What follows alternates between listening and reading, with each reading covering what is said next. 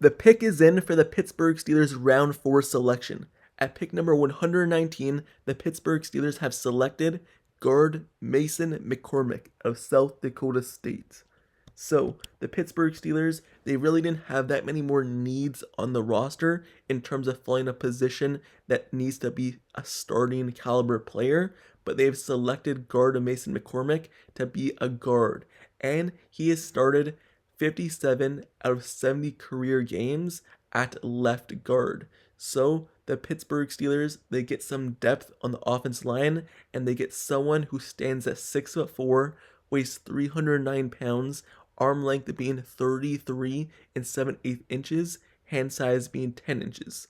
His accomplishments throughout his career has been that he's been FCS All-America First Team in 2022.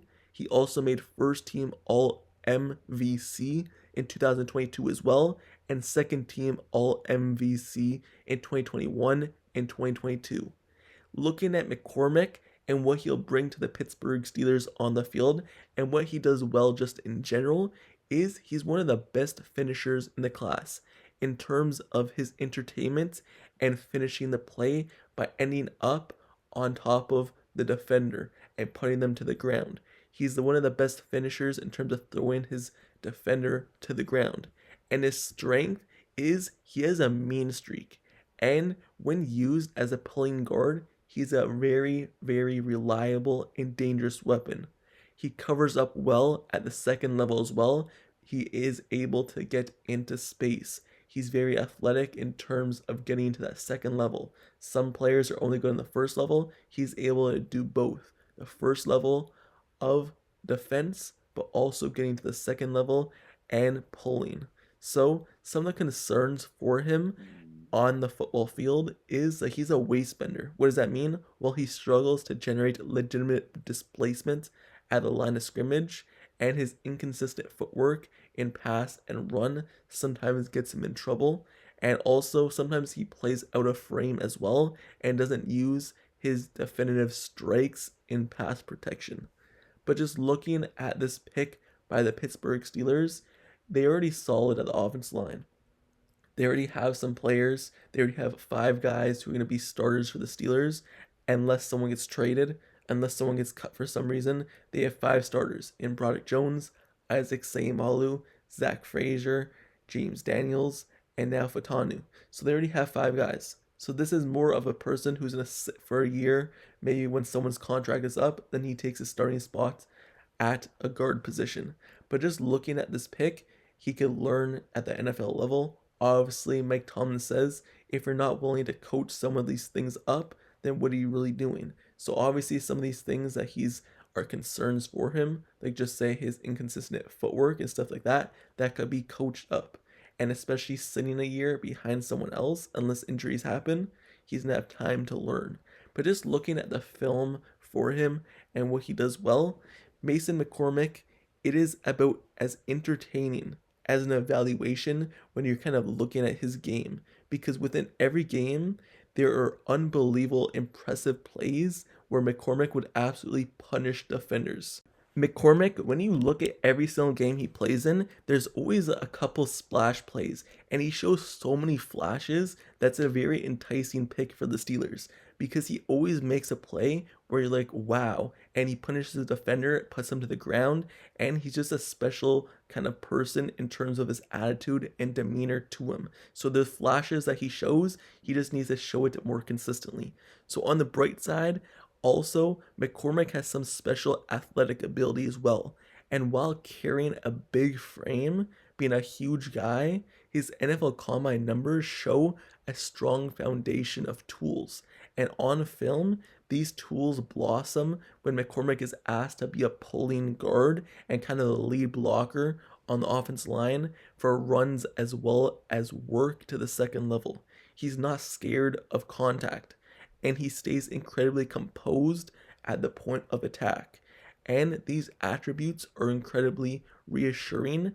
There is something here to work with at the NFL level, and we all know the Pittsburgh Steelers love pulling their guards and having them go out to space. That's probably the reason why Mason McCormick is the pick for the Steelers at this selection, even though it's not a big need. They probably saw his film, saw his pro day, saw everything about him, combine, his workouts, and saw that they cannot pass up on this type of player. Even though they don't need any more offensive linemen in terms of starters, they had to select him obviously at the spot, and they really liked what he could bring to the table. And like I said, the Pittsburgh Steelers always use their guards in pulling actions, having them get out to the second level, having them get out past the offense tackle, get into space. So having a guy like Mason McCormick who specializes in it, you can see where the fit is in for the Steelers. And like I said, his finishing ability is off the charts. He may be the best in the class at putting people into the field, into the dirt. And this is kind of the athletic profile and football character that McCormick possesses. It just tells a story in itself. He has some inconsistencies, but his demeanor and his attitude towards the game is really a good one. He has a nasty attitude and works very well. So, those are the kind of positives for him. Let's go back to the negatives real quick. Looking at the pass protecting part of his game, that's where he struggles the most. Yes, he's a good run blocker. When you look at him at run blocking, he's very good. But the thing he struggles with is being a consistent pass protector.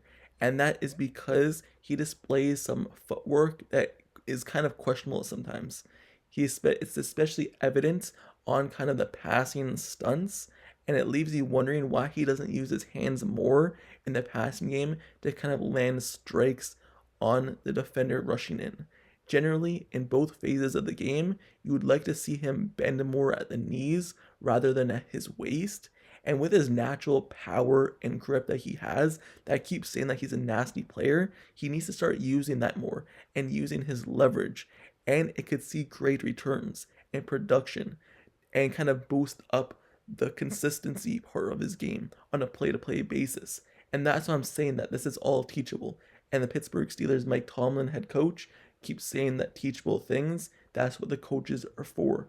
So having him learn to use that leverage, use his hands, because he's already a strong guy. His demeanor's already there. So as long as he uses it more and is taught to use it more and taught to bend at the knees instead of the waist, there's a really good chance that he could be a great guard whenever his number gets called and he's able to move into maybe a starting role. Or maybe he's just used as of right now as like a 6 offensive lineman when the Steelers need him. But anyway, Mason McCormick, the Steelers obviously love him to pick him in the round 4 selection when they didn't need any more offensive linemen and they still kind of needed cornerback or defense lineman depth.